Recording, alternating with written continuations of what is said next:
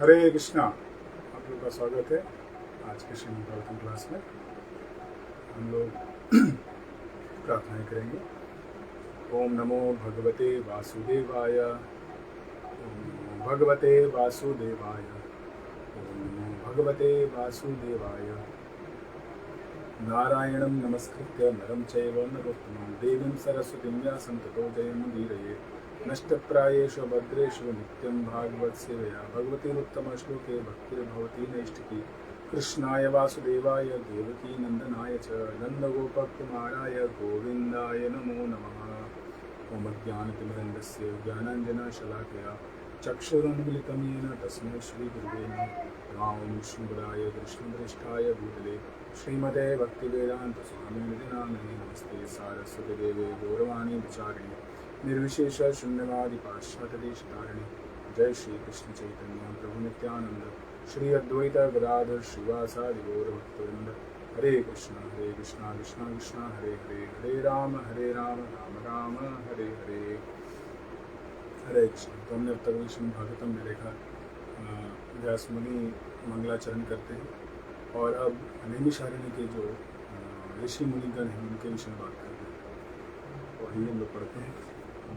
चौथा जो श्लोक हो चुका है, 5वें श्लोक से लेंगे। प्रथम अध्याय प्रथम स्कंद मुनियों की जिज्ञासा, 5वां श्लोक। त एकदा तु मुनियः प्रातर्हूताग्नयः सत्कृतं सुतमासीनं प्रपच्छ शरीमादरात्। एक दिन यज्ञाग्नि जलाकर अपने प्रातःकालीन कृत्यों से निवृत्त होकर तथा श्री सूत गोस्वामी को आदर पूर्वक आसन अर्पण करके ऋषियों ने सम्मान पूर्वक निम्नलिखित विषयों पर प्रश्न पूछे। जैसा हमने कहा कि जो 6 प्रश्न पूछेंगे ये मुनिगण, इन्हीं के ऊपर पूरा भागवत आधारित है। तात्पर्य, आध्यात्मिक सेवाओं के लिए प्रातःकाल सर्वश्रेष्ठ समय होता है। जो सर्वप्रथम श्री बता रहे हैं प्रभुपाद जी कि अगर आध्यात्मिक कार्य करना है, आपको भक्ति करना है, आपको अपने जीवन का लक्ष्य प्राप्त करना है, तो उसके लिए सबसे उपयुक्त समय है सुबह का समय। इसलिए सुबह उठ करके हम लोग मंगल आरती करते हैं, नाम जप करते हैं, कीर्तन करते हैं, हम भागवत सुनते हैं, बोलते हैं, क्योंकि उस वक्त पूरा जो ब्रह्मांड है वह सतोगुण में होता है। और सतोगुण में होने के कारण यह बहुत आसानी से हम भगवान के विषय में सुन सकते हैं, समझ सकते हैं। हमारा शरीर और मन फ्रेश रहता है। और हम लोग जो समय है वह उस वक्त सारे देवी देवता जो है वो निकलते हैं भ्रमण के लिए। तो जब वो देखते हैं कि मनुष्य किस तरह से भगवान की भक्ति में रत हैं, तो वो आशीर्वाद भी देते हैं। गांव में भी आप चले जाएं तो जो भक्ति नहीं भी कर रहा है, आम जीवन के लिए भी, भौतिक जीवन के लिए भी सुबह उठ करके वो लोग टहलने निकल जाते हैं, घर के कार्य में लग जाते हैं, खेती में लग जाते हैं। तो ये पता है कि सुबह का समय बहुत महत्वपूर्ण है। इसलिए प्रातःकाल हमें उठना चाहिए और आध्यात्मिक सेवाओं में लगना चाहिए। ऋषियों ने भागवत के वक्ता के लिए ससम्मान एक ऊंचा आसन अर्पण किया, जिसे व्यासासन कहते हैं। श्री व्यासदेव समस्त मनुष्यों के मूल आध्यात्मिक उपदेष्टा हैं। अन्य सारे उपदेशक उनके प्रतिनिधि माने जाते हैं। तो जितने भी उपदेशक हैं आध्यात्मिक जो ग्रंथों के ऊपर, उनमें प्रमुख हैं श्री व्यासदेव। और जितने भी लोग बोल रहे हैं उनके ही तरफ से प्रतिनिधि हैं। तो इसलिए जो आसन होता है उसे व्यासासन बोलते हैं। प्रतिनिधि वही है जो श्री व्यासदेव के दृष्टिकोण को सही सही प्रस्तुत कर सके। श्री व्यासदेव ने भागवत का संदेश सुखदेव गोस्वामी को प्रदान किया था और श्री सुत गोस्वामी ने उनसे श्री सुखदेव गोस्वामी से सुना। तो श्री व्यासदेव के सारे प्रमाणिक प्रतिनिधियों को शिष्य परंपरा में गोस्वामी समझना चाहिए। ये गोस्वामी अपनी सारी इंद्रियों को वश में करके पूर्ववर्ती आचार्यों के पथ में दृढ़ रहते हैं। वे भागवत पर मनमाने व्याख्यान नहीं देते, अपितु अपने उन पूर्ववर्ती आचार्यों का अनुगमन करते हुए अत्यंत सावधानी से सेवा करते हैं, जिन्होंने उन तक दिव्य संदेश को यथारूप पहुँचाया। तो यहाँ सर्वप्रथम श्री बता रहे हैं कि जो भी व्यक्ति व्यासदेव की परंपरा में है, प्रामाणिक प्रतिनिधि बनना चाहता है, उन्हें क्या करना है, गोस्वामी से सुनना है। जो भी व्यासदेव की परंपरा में आ रहे हैं, उन्होंने व्यासदेव या व्यासदेव के प्रतिनिधि से सुना है, अपनी इंद्रियों को वश में किया है और उनके अनुसार अपना जीवन जीता है। और जो प्रवचन करते हैं वो भी व्यासदेव की परंपरा के कारण के अनुसार करते हैं, है ना? या जो भी परंपरा से कनेक्टेड हैं, सभी परंपरा में व्यासदेव का सम्मान होता है। 4 परंपराएं हैं, वैष्णव परंपरा है,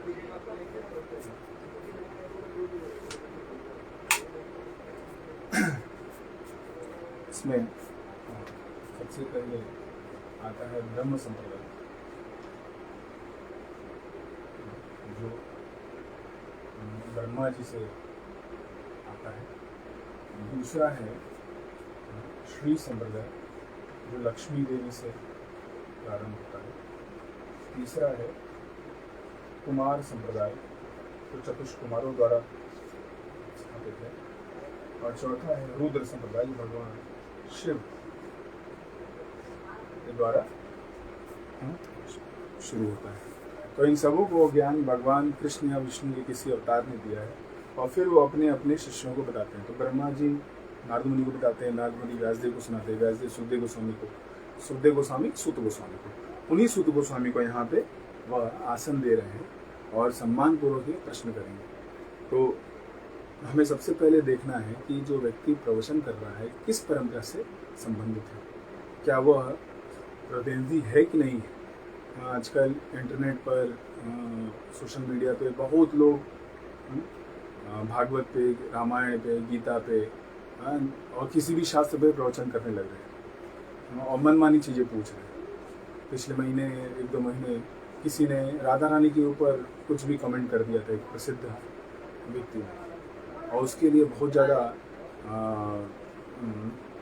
वहाँ पे उनका विरोध हुआ, उनको बरसाना ना पड़ा, वहाँ जा करके माफ़ी मांगनी पड़ी।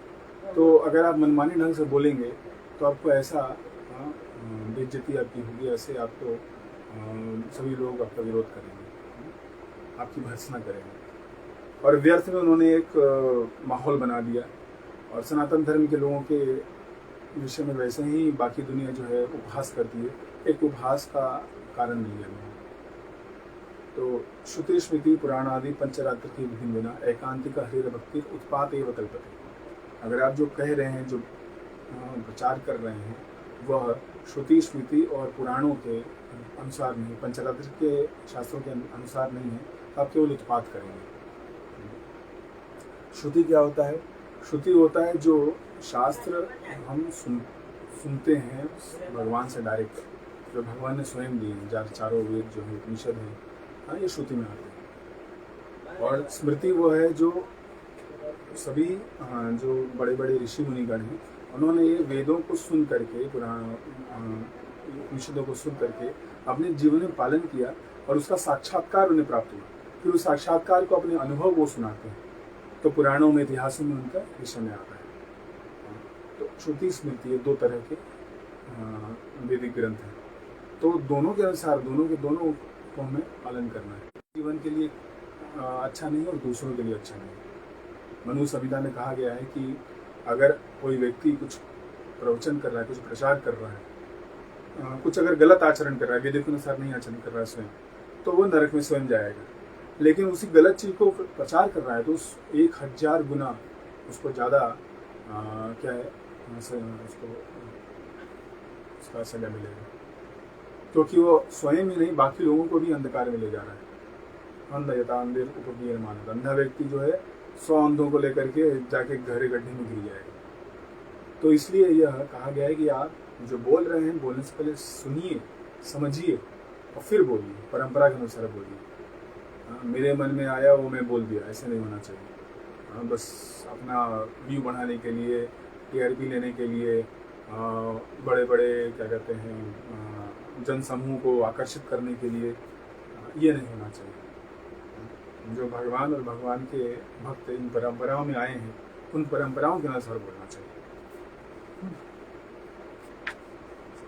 और ये गोस्वामी लोग कैसे होते हैं, जिनसे हमें सुनना है, वे अपनी सारी इंद्रियों को वश में करके पूर्वाचार्यों के पथ में दृढ़ रहते हैं। तो अपनी इंद्रियों को कंट्रोल करते हैं। ऐसा नहीं कि जो मन में आए वो खाते हैं, जिधर जाते हैं उधर कुछ भी करते हैं, नशा पान करते हैं, स्त्रियों के साथ संग करते नहीं, ऐसा नहीं करते। वो अपने इंद्रियों को नियंत्रण में रखते हैं। वे भागवत पर मनमानी व्याख्यान नहीं देते, अपितु अपने उन पूर्ववर्ती आचार्यों का अनुगमन करते हुए अत्यंत सावधानी से सेवा करते हैं। जो पूर्ववर्ती आचार्यों ने बताया है उनके अनुसार हम कार्य करते हैं। यहाँ पे भी हम जो हमारे आचार्य हैं प्रभुपाद जी, उनके जो बताए मार्ग पे चलते हुए उनके बताए गए जैसे पुस्तकों में बताए हैं, ज्ञान दिए हैं, जैसे प्रवचन दिए, वही हम आपको बताने का प्रयास करें। भागवत के श्रोतागण वक्ता से अर्थ स्पष्ट करने के लिए प्रश्न पूछ सकते हैं। तो अभी तक हमने जो वक्ता है उसका गुण सुना, क्वालिफिकेशन, योग्यता सुना। अब जो श्रोता है उनका भी क्वालिफिकेशन होता है, उनकी भी योग्यता होती है। क्या योग्यता होती है? श्रोतागण अर्थ स्पष्ट करने के लिए प्रश्न पूछ सकते हैं, किंतु चुनौती की भावना से ऐसा नहीं करना चाहिए। चुनौती नहीं देना, चैलेंज नहीं देना चाहिए। अच्छा ये बताइए, आपको ज़्यादा पता है, आप इसका बताइए, ऐसा क्यों, ऐसा क्यों। इसे चुनौतीपूर्ण नहीं होना चाहिए, नम्र स्वभाव से प्रश्न करना चाहिए। श्रोता को चाहिए कि वक्ता तथा विषय वस्तु के लिए अत्यंत सम्मान के साथ प्रश्न पूछे। जो प्रवचन कर रहे हैं और जिस सब्जेक्ट पे, भागवत पे, रामायण पे, गीता पे वो प्रश्न कर रहे हैं, उसके प्रति सम्मान होना चाहिए। ये नहीं कि मुझे तो आस्था ही नहीं है, ये गीता में तो गड़बड़ दिया है, वहाँ रामचरितमानस में फालतू का रखा है। सब अपने आप को बहुत ज़्यादा महान समझते हैं और बाकी लोगों को और बाकी ग्रंथों को सोचते हैं तो पागलों ने लिख दिया। तो ऐसा नहीं होना चाहिए। भगवत गीता में भी इसी विधि का निर्देश किया गया है। मनुष्य को उपयुक्त श्रोतों से विनयपूर्वक श्रवण करके दिव्य विषय सीखना चाहिए।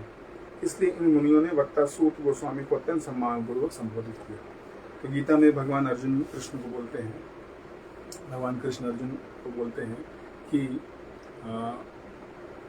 आप क्या करिए, ज्ञानी लोगों के पास जाइए और उनके प्रति समर्पण करिए और फिर उनसे प्रश्न करिए और सेवा करिए। तो तद्विद्धि प्रणिपातेन परिप्रश्नेन सेवया उपदेक्षन्ति ते ज्ञानम ज्ञानिनस्तत्त्वदर्शिनः। अगर तुम्हें ज्ञान का अर्जन करना है तो ज्ञानी व्यक्तियों के पास जाओ और उनके समर्पण करो। तद्विद्धि प्रणिपाते हैं, प्रणिपात मतलब उनका शरण लो, उनके प्रति अपना समर्पण दिखाओ और उनकी सेवा करो और फिर प्रश्न करो। तब क्या होगा, तो जो ज्ञान है उनके अंदर वह तुमको देंगे और तुमको तत्व का दर्शन करा पाएंगे, क्योंकि उन्होंने स्वयं दर्शन कर रखा है, भगवान का दर्शन कर रखा है। ये जो दर्शन शास्त्र है वेदों का, उसको समझ रखा है। तो एक बार शिला रामाचार्य के परंपरा में एक आचार्य हुए हैं जो कि तिरुपति बालाजी के सेवक थे, अनंत आचार्य। तो रामाचार्य के बाद पराशर भट्ट जो है वो होते हैं आचार्य, तो उनका एक शिष्य था। तो उनसे प्रश्न करने आता है कि मुझे पता करना है कि वैष्णव का क्या गुण होता है। तो पराशर भट्ट ने बोला कि इसका प्रश्न का उत्तर सबसे अच्छा तुमको मिलेगा अनंत आचार्य के पास। तो तुम तिरुपति बालाजी चले जाओ और उनके पास जाके प्रश्न करो। तो व्यक्ति श्रीरंगम में रहता था, श्रीरंगम से वो आता है बालाजी, काफ़ी दूर है श्रीरंगम से बालाजी, उस वक्त तो ट्रेन नहीं चलती थी। आता है अनंत आचार्य से मिलता है। तो अनंत आचार्य से प्रश्न करता है कि मैं जानना चाहता हूँ कि वैष्णव का क्या गुण होता है।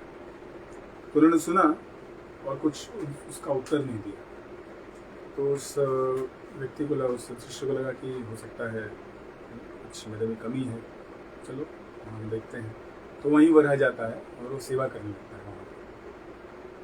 तो ऐसे करते करते 6 महीने बीत जाते हैं। 6 महीने के बाद एक वहाँ पे उत्सव हो रहा था। तो उत्सव में सबके लिए भंडारा था, सबके लिए प्रसाद था। तो जब प्रसाद वितरित होने लगा तो वो जाके बैठ जाता है। तो आनंद आचार्य उसके पास आते हैं, बोलते हैं कि तुम उठो और सेवा करो। तो तुरंत उठ जाता है और वो सेवा करने लगता है, सबको बांटता है। तो एक बार बांट लेता है, फिर वो बैठता है, फिर सुनता है नहीं तुम अभी और सेवा करो। काफ़ी लोग आए, 2, 3, 4 बार जब सबकी सेवा कर लेता है, सब लोग खत्म प्रसाद लेकर के चले जाते हैं, तब फिर वो बैठ कर प्रसाद लेता है। तो उसके बाद अनंत आचार्य ने उसको बुलाया, क्या पाओ। तो बोले कि अब बताओ तुम कुछ नहीं, 6 महीने पहले कुछ प्रश्न पूछ रहे थे। तो उन्होंने उसका उत्तर दिया प्रश्न का, और फिर उसको उन्होंने बड़ा ही गूढ़ उत्तर दिया कि वो एक अलग ही क्लास हो जाएगा। तो फिर वो उसको उत्तर दिया कि वैष्णव कौन होता है। वैष्णव जो है वो एक 4 चीज़ें बताई थी ना, कि वो नमक की तरह होता है, वह एक बगुले की तरह होता है, और एक मुर्गे की तरह होता है, और तुम्हारी तरह होता है। बस इतना उत्तर दिया। और बोले तुम्हें और कुछ पूछना है तो तुम पराशर भट्ट के पास जाओ, वो तुम्हें समझाएंगे। तो उसको समझ में नहीं आया, फिर वो जाता है पराशर भट्ट के पास। पराशर भट्ट बोलते हैं वाह क्या उत्तर दिया उन्होंने। तो वो शिष्य बोलते हैं कि गुरुजी बताइए क्या मतलब है इसका। तो बोलते हैं देखो ये जो अनंत आचार्य हैं उन्होंने बहुत अच्छा उत्तर दिया कि नमक की तरह होता है। नमक मतलब क्या, सब्जी में अगर नमक कम हो या ज़्यादा हो तो लोग उसको बनाने गाली देते हैं, नमक कम है, नमक ज़्यादा है। लेकिन जो स्वाद आता है नमक के कारण ही आता है। तो नमक जब परफेक्ट होता है तो कोई नहीं बोलता है वाह नमक बहुत अच्छा है। लोग सब्जी का तारीफ करते हैं, बनाने वाले का तारीफ करते हैं, लेकिन जब कुछ गड़बड़ होती है तो नमक को गाली देते हैं। तो वैसे ही वैष्णव जो है वो बड़ी बड़ी चीज़ें करता है और उसका श्रेय स्वयं नहीं लेता है, उसका गुणगान नहीं होता। लेकिन वहीं अगर वो कुछ गड़बड़ हो तो आगे हाथ करके लेता है कि भाई ये मेरे कारण हुआ है। तो सारा जो अपमान है वो स्वयं स्वीकार करता है। फिर उन्होंने बताया कि जो बगुला होता है वह हंस जो होता है, हंस बोला, हंस दूध का दूध और पानी का पानी कर लेता है। उसके मुंह से एक ऐसा लिक्विड निकलता है जो कि अगर दूध में पड़ जाए तो दूध जो है फट जाता है। तो उसको दूध और पानी मिला के दिया जाए तो ऐसे में वो दूध को दही में कन्वर्ट कर देता है और वो फिर खा लेता है और पानी को छोड़ देता है। तो ऐसे ही भक्त जो है, वैष्णव जो है, वह जब आत्मा या भक्ति के विषय में बात होती है तो स्वीकार कर लेता है, और जो भौतिक चीज़ें हैं विषय वस्तुओं को छोड़ देता है। और फिर बोले मुर्गा जो है वह गंदगी में से भी जो महत्वपूर्ण चीज़ है, दाने जो पिकअप कर लेता है, उठा लेता है। तो इस भौतिक संसार में सब कुछ दलदल है, गंदगी है, लेकिन उसमें जो भगवान का सेवा करने के लिए योग्य कार्य है, विचार है, वो उठा लेता है। और चौथा चीज़ उन्होंने बताया कि तुम्हारी तरह क्योंकि तुम जो है सेवा कर रहे थे। हाँ, तुमने 1 बार 2 बार 3 बार सेवा किया, जब सब लोग प्रसाद ले लिए तब फिर आखिर में तुमने प्रसाद लिया। तो भक्त जो होता है वह वैष्णव जो है सेवक होता है। तो इसलिए उन्होंने ऐसा बताया। तो इस तरह देखिए उसने जाके समर्पण किया, सेवा किया और फिर प्रश्न किया, हाँ, तब जाके उसे उत्तर मिला। तो तद विद्धि प्रणिपातेन परिप्रश्न है। इस तरह से श्रोताओं को जो वक्ता है उसके प्रति सम्मान होना चाहिए, जो विषय वस्तु है भक्ति का, शास्त्र का, उसके प्रति सम्मान होना चाहिए, और विनम्र होकर के प्रश्न करना चाहिए। प्रश्न कर सकते हैं आप, हाँ, लेकिन नम्रता के साथ। चैलेंज नहीं कर सकते, क्विज नहीं ले सकते, चलो अच्छा बताओ ये श्लोक कितने का है, वो कितने का है, ऐसे कितना है, हाँ, ये कहाँ दिया है, ऐसे कैसे है, वैसे कैसे है। तो ये गलत स्वभाव है। और आजकल बहुत ज़्यादा सोशल मीडिया में लोग हंसी उड़ाने लगते हैं। ये देखो ऐसे ही बोला, वो देखो ऐसे बोला, ये करना जरूरी है। आप पहले तो आप समर्पण करिए। अगर कोई व्यक्ति शास्त्र के बारे में बोल रहा है तो आप जाइए, उसके प्रति समर्पण करिए, सेवा करिए, फिर प्रश्न करिए। आप खुद तो कुछ कर नहीं रहे हैं, अपने घर में बैठे आराम से सुखपूर्वक, हाँ, जाके कंपनी में कमा रहे हैं, हाँ, इंद्रिय तृप्ति में लगे हुए हैं, और सोशल मीडिया पे फालतू कमेंट कर रहे हैं। तो ऐसे लोगों को भक्ति में आगे बढ़ने का मौका नहीं मिलता है, और वह इसी भौतिक ब्रह्मांड में फंसे रह जाते हैं। मनुष्य जीवन बीत जाता है, मनुष्य जीवन के बाद फिर वापस उनको कोई पेड़ पौधा, सुअर, बकरी, सांप, बिल्ली, ये सब का शरीर मिल जाता है। फिर आप करिए प्रश्न, फिर आप जाइए व्हाट्सएप पे, जाइए अपना ट्विटर पे बोलिए, और देखते हैं कौन सुनता है आपको। तो श्रोताओं को इस तरह से विनम्र होकर के आदर सम्मान के साथ प्रश्न करना चाहिए। हरे कृष्ण। तो आगे हम लेंगे, अगला श्लोक लेंगे। ऋषय ऊचु त्वया खलु पुराणानि सेतिहासानि चानघ आख्यातानि अधीतानि धर्मशास्त्राणि यान्युत। मुनियों ने कहा, हे पूज्य सूत गोस्वामी, आप समस्त प्रकार के पापों से पूर्ण रूप से मुक्त हैं। आप धार्मिक जीवन के लिए विख्यात समस्त शास्त्रों एवं पुराणों के साथ साथ इतिहासों में निपुण हैं, क्योंकि आपने समुचित निर्देशन में उन्हें पढ़ा है और उनकी व्याख्या भी की है। तो यहाँ पे वो सूत गोस्वामी का गुणगान कर रहे हैं और उनको अनघ बोल रहे हैं। अनघ मतलब जो पाप से मुक्त हो, समस्त पापों से मुक्त हो। और वो बोल रहे हैं कि आपने धार्मिक जीवन के विख्यात समस्त शास्त्रों का तथा इतिहासों पुराणों में निपुण है, सब कुछ उन्होंने पढ़ा और सुना है। हाँ, क्योंकि आपने निर्देशन में समुचित निर्देशन सुखदेव गोस्वामी ने सुखदेव गोस्वामी से सुना है, तो वो जो कि परंपरा में आ रहे हैं, तो ये समुचित निर्देशन में पढ़ा है और उनकी व्याख्या भी की। हाँ, तो इस तरह से वो गुणगान कर रहे हैं कि आपने ये सारे गुण हैं। श्रोताओं को चाहिए कि वह अप्रिशिएट करे जो वक्ता है, कि वो अपना बहुमूल्य समय निकाल करके उनको प्रचार कर रहा है, उनको बता रहा है कैसे भगवान की भक्ति में आगे बढ़ा जाए, कैसे यह मनुष्य जीवन का इस्तेमाल किया जाए। तात्पर्य, गोस्वामी या श्री व्यासदेव के प्रामाणिक प्रतिनिधि को समस्त पापों से मुक्त होना चाहिए। तो यहाँ पे जो वक्ता है उसका योग्यता बता रहे हैं कि जो भी गोस्वामी है, ये जो वक्ता है, प्रामाणिक प्रतिनिधि है, वो समस्त पापों से मुक्त होना चाहिए। कौन कौन से पाप हैं? कलयुग के चार प्रमुख पाप हैं: स्त्रियों के साथ अवैध संबंध, पशुवध, मादक द्रव्य सेवन तथा सभी प्रकार की दुर्क्रीड़ा। तो अवैध स्त्री पुरुष का संग करना, पशुओं की हत्या करके उनका मांस खाना, मादक द्रव्य सेवन, नशा करना, दारू पीना, चाय और कॉफ़ी, ये सभी मादक द्रव्य में आता है। और सभी प्रकार की दुर्क्रीड़ा, हर तरह का जो गैम्बलिंग है, जो जुआ खेलना है, वह छोड़ देना चाहिए। आजकल बेटिंग ऐप आ गए हैं ना, क्रिकेट के ऊपर, इसके ऊपर आप खेलिए और पैसा जीतिए, तो वो भी क्या है, एक तरह से जुआ ही है। किसी गोस्वामी को व्यासासन पर बैठने का तभी साहस करना चाहिए जब वह इन सभी पापों से मुक्त हो, जो परीक पापों से रहित न हो और जो आचरण से निष्कलंक न हो, उसे व्यासासन पर न बैठाया जाए। उसे न केवल इन सभी पापों से मुक्त होना चाहिए, अपितु समस्त शास्त्रों या वेदों में पारंगत होना चाहिए। तो दो योग्यताओं की बात कर रहे हैं। पहला तो वो समस्त पापों से मुक्त होना चाहिए, जो चार पाप हैं कलयुग के, जिनके द्वारा व्यक्ति पाप में जीवन में और फंस जाता है। इन चारों पापों से मुक्त होना चाहिए और तब वो व्यासासन पर बैठ करके बोल सकता है।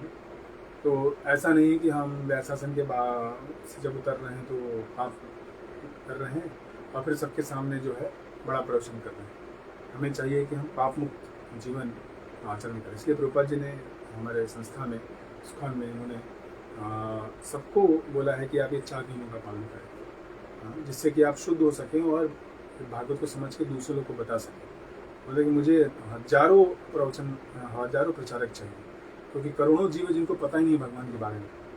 तो हमें स्वयं इन 4 नियमों का पालन करना चाहिए और जो लोग 4 नियमों का पालन कर रहे हैं उनसे ही सुनना चाहिए। जो मुंह में पान चब लगाए हुए हैं और ना बड़ा बड़ा संस्कृत में श्लोक बोल रहे हैं, ऐसे लोगों से सुनना नहीं चाहिए, क्योंकि वह मात्र इस्तेमाल कर रहे हैं इन सभी शास्त्रों का अपने धन उपार्जन के लिए। फिर आगे बोल रहे हैं, दूसरा क्वालिफिकेशन क्या है कि उन्हें सभी शास्त्रों और वेदों में पारंगत होना चाहिए। पुराण भी वेदों के ही अंग हैं एवं महाभारत तथा रामायण जैसे इतिहास भी वेदों के ही अंग हैं। आचार्य अथवा गोस्वामी को इन ग्रंथों से पूर्ण रूप से अवगत होना चाहिए। तो जो आचार्य हैं, गोस्वामी हैं, जो गुरु का रोल रहते हैं, उनको ये सारे शास्त्रों का पता होना चाहिए। कई लोग जो हैं जो बोलते हैं कि नहीं, सिर्फ वेद पढ़ना, वेद ही असली वेद, जो 4 वेद है वही प्रमुख है। नहीं, पुराण भी वेदों का ही अंग है। महाभारत और रामायण भी जो इतिहास है वो सब भी वेदों का ही अंग है। तो इन सब के विषय में लोगों को जो गुरु हैं उनको अवगत होना चाहिए। उनको पढ़ने की अपेक्षा उनका श्रवण तथा उनकी व्याख्या अधिक महत्वपूर्ण है। तो शास्त्रों को सिर्फ पढ़ना ही से ज़्यादा अच्छा है कि आप उनको श्रवण करें, दूसरे व्यक्ति से, दूसरे आचार्य से, दूसरे गोस्वामी से सुने और फिर स्वयं व्याख्या करें उसका, उसके विषय में कीर्तन करें। तो बहुत महत्वपूर्ण चीज़ बता रहे हैं यहाँ पे अगला लाइन जो बताने प्रभुपाद जी, केवल श्रवण तथा व्याख्या द्वारा शास्त्रों के ज्ञान को आत्मसात किया जा सकता है। तो कई बार प्रश्न होता है कि हम बात सुन रहे हैं फिर भी भूल जाते हैं। तो आप सुनिए और उसका प्रवचन करिए, उसके विषय में दूसरों को बताइए। श्रवण और कीर्तन दोनों करेंगे तब आपको याद रहेगा, तब आप उसका पूरा फायदा उठा पाएंगे, क्योंकि वो आपको फोर्स करेगा अच्छे से सुनने के लिए, और आप उसको फिर जब बोलेंगे तो आप मन पे, आपके हृदय में उसका संस्कार और गहरा हो जाएगा। श्रवण का अर्थ है सुनना तथा कीर्तन का अर्थ है समझाना या कहना। तो श्रवण मतलब आप सुन रहे हैं दूसरे व्यक्ति से, और कीर्तन मतलब आप समझ रहे हैं या उसको समझा रहे हैं या कह रहे हैं दूसरे व्यक्ति को। तो जो सुना है एज इट इज़ भी बोल सकते हैं, और आपका कुछ अंडरस्टैंडिंग है, साक्षात्कार है, तो उसको भी आप बता सकते हैं। जैसे हमने पहले चर्चा की, सुखदेव गोस्वामी अपने साक्षात्कार से भागवत को बोल रहे हैं, इसलिए उन्हें तोता कहा जाता है, क्योंकि उससे वो और मीठा हो जा रहा है, ये जो भागवत है वो और मीठा हो जाता है। तो श्रवण तथा कीर्तन ये दोनों विधियां प्रगतिशील आध्यात्मिक जीवन के लिए अति आवश्यक है। जिन लोगों ने उपयुक्त सोच से विनय पूर्वक श्रवण करके दिव्य ज्ञान को भलीभांति समझ लिया है, वे ही इस विषय को समुचित व्याख्या कर सकते हैं। तो अगर जीवन में आध्यात्मिक जीवन प्रगति करना है तो ये दोनों की दोनों चीजें करनी है। श्रवण और कीर्तन हमेशा करते रहना है, बाकी सेवाएं करें चाहे न करें। भक्ति में 9 तरह के द्वारा हम भक्ति कर सकते हैं। श्रवणम, कीर्तनम, विष्णु स्मरणम, अर्चनम, वंदनम, दास्यम, साख्यम, निवेदनम। लेकिन इनसे हमें श्रवण और कीर्तन सबसे महत्वपूर्ण है। ये आप हमेशा कर सकते हैं। मान लीजिए आप बीमार भी हैं तो भी आप श्रवण कर सकते हैं। मोबाइल में सब प्रभुपाद जी का, दूसरे भक्तों का यूट्यूब पे लेक्चर से आप उसको सुन सकते हैं, कीर्तन सुन सकते हैं और प्रवचन कर सकते हैं। हमारे एक महाराज हैं, भक्ति विकास महाराज, पिछले जब ये चल रहा था, कोविड वगैरह चल रहा था, तो उनका पीठ में प्रॉब्लम था, तो वो लेटे लेटे भगवान के विषय में गुणगान कर रहे थे, प्रवचन कर रहे थे। इतना उनका इच्छा है प्रवचन करने की। श्री जयपताका महाराज प्रभुपाद जी के शिष्य हैं। उनको 2008 में ब्रेन स्ट्रोक हुआ, लेकिन उसके बावजूद भी वो भगवान का प्रचार करते हैं। वो व्हील चेयर पे हैं, बोल नहीं पाते ठीक से, लेकिन वो बोलते हैं, फिर दूसरा व्यक्ति उसको अच्छे से समझाता है क्या बोलना है। प्रतिदिन वो चाहे जो हो जाए प्रभुपाद जी के विषय में, कृष्ण के विषय में गुणगान करते हैं। तो श्रवण और कीर्तन हमें हमेशा करना है। तो जिन लोगों ने जो भी उपयुक्त स्रोत है, असली स्रोत है, उसे सुना है, विनय पूर्वक श्रवण करके दिव्य ज्ञान को भलीभांति समझ लिया है, वही इस विषय की समुचित व्याख्या कर सकते हैं। तो जो परंपरा में सुनते हैं, समझते हैं, वही इसका अच्छे से व्याख्या कर पाते हैं। दूसरे व्यक्ति जो मनगढ़ंत चीजें अपना बस संस्कृत का क्या कहते हैं विद्वत्ता दिखाना चाहते हैं, या कुछ बस पैसे उपार्जन करना चाहते हैं, ये सब कथा करके, उन लोगों से सुन के कोई फायदा नहीं है। उससे सुन के आपको कोई लाभ नहीं होगा। तो ऐसे व्यक्तियों से सुनना है जो खुद परंपरा में सुने हैं, समझे हैं और व्याख्या कर रहे हैं। तो आज हमने जो योग्यताएं हैं श्रोता की और वक्ता की, वो सुना। इस श्लोक में वक्ता की 2 योग्यताओं के बारे में बात हो रही है। पहला है कि वो समस्त पापों से मुक्त होना चाहिए, दूसरा सभी शास्त्रों में उसे पारंगत होना चाहिए। तो इस तरह से हमें जब सुनेंगे व्यक्ति से तो हमें भी ज्ञान हो पाएगा। हरे कृष्ण कृष्ण कृष्ण हरे हरे, हरे राम राम राम। श्रीमद्भागवत महापुराण की है, श्रील प्रभुपाद। किसी का कुछ प्रश्न है तो पूछ सकते हैं, हम लोग करेंगे।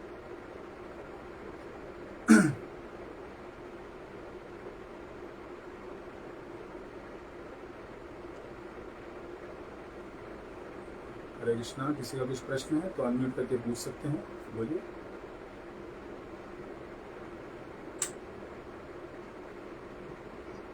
हाँ बोलिए।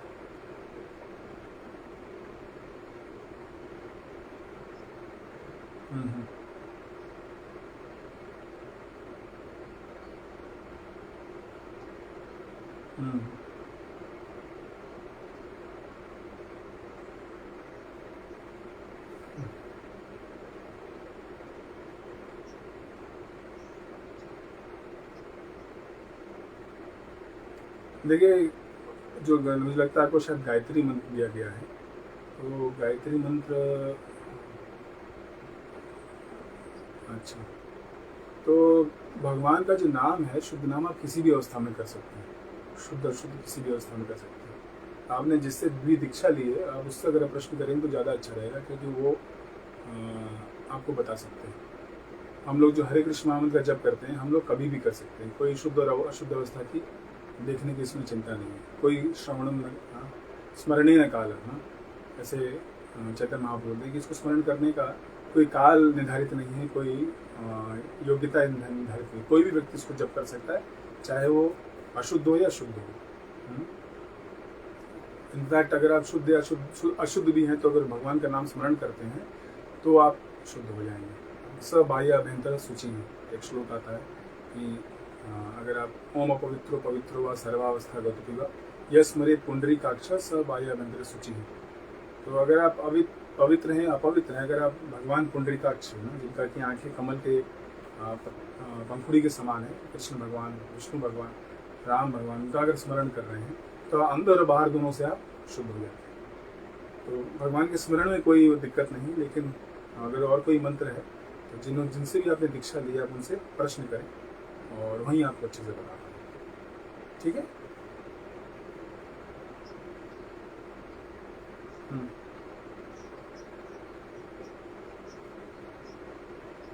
ठीक है, आप इसको पर्सनली बात कर लेंगे आपसे। ठीक है, इसको भी यहाँ पे आपके पर्सनली। हरे कृष्ण। किसी और का कुछ प्रश्न है?